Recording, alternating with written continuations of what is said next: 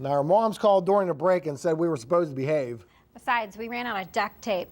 Now, more from McKean County Raceway. In the Rush late model feature, Damian Bidwell in the black 17 would lead the field to the green with the 20 of Wayne Robertson to his outside. They would run 1-2 during the early stages of the race. We would have 5 cautions during the first 8 laps, which kept the field bunched together, even though Bidwell jumped out to a comfortable lead after each restart. Here, Jason Genko races Robertson for the second spot, while the orange and white 4 of Chad Ruhlman joins the mix. Going into turn 1, he works under Genko to take third. Ruhlman then powers off of turn 2 to challenge Robertson for second. By the time they exit turn 4, Ruhlman has the position and sets his sights on Bidwell. We would have another caution on lap 11. Before they could get around the track to put another lap in the books, Ruhlman would take the lead from Bidwell. From there, it was smooth sailing as Chad Ruhlman takes the checkers in the Rush late model feature. Well, congratulations on your win, Chad. Now, you said that you were watching Chubb and that he was running on the top, so you wanted to run on the top as well. Yeah, a couple races before when I saw him make a move on the outside to pass Dick Barton and get up to David, that I knew once I finally got to the top that was my only chance to get by Damian. And Damian and his guys ran a really clean race. Wayne Robertson, good guys to race with, so I was glad we had the chance to get up there and try it. Well, now Bidwell was leading for a long time there. It looked like you might have had an off night.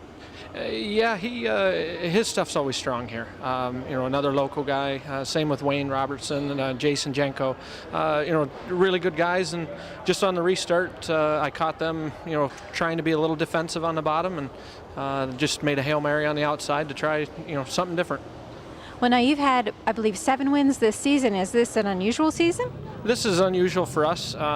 Last year we had 22 second place finishes. So this year, we're not that much better, but it seems to be working out. Excellent, and congratulations again. Thank you very much. Bidwell held on to second, ahead of Robertson, Doug Ricotta, and Genko.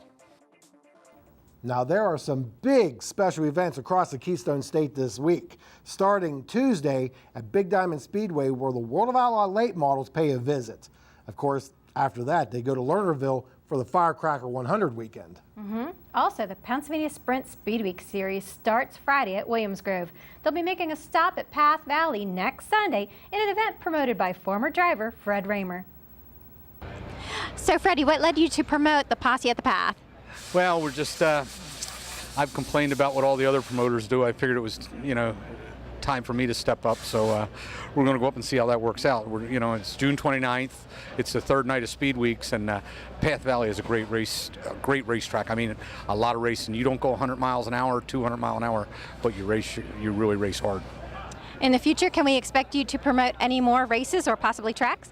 Well, we'll see how the first one goes. I had done one years ago and knew it was too much work to do while I was driving myself, but now with the boys running and, more of a limited schedule, we'll see. I'm looking forward to it. I'm doing a couple things to try and get the guys to race a little harder, putting money to make them pass cars and stuff like that, because as a competitor, I know in the heat races, you just drive around, get transferred, and go from there, but I'm going to put enough money up that they want to try and win the heat.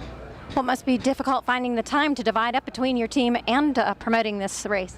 Yeah. I mean, my boys do most of the work on the cars, and I got some other stuff going on at home, some fabrication work. But yeah, it's a full day till it's all said and done.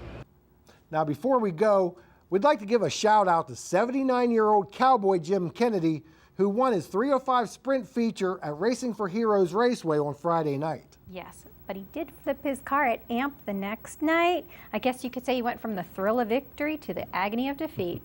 Well, that'll wrap things up for this week. Thanks again for joining us. Until next time, remember, if you want to contribute to the growth of our sport, quite simply support those who support racing. This has been Pit Pass on WHVL, brought to you by Millheim Small Engine, your local Husqvarna dealer, located just 1 mile west of Millheim. Pocono Raceway, the Tricky Triangle. Visit PoconoRaceway.com for tickets. And by Seagram's Escapes. Color your summer.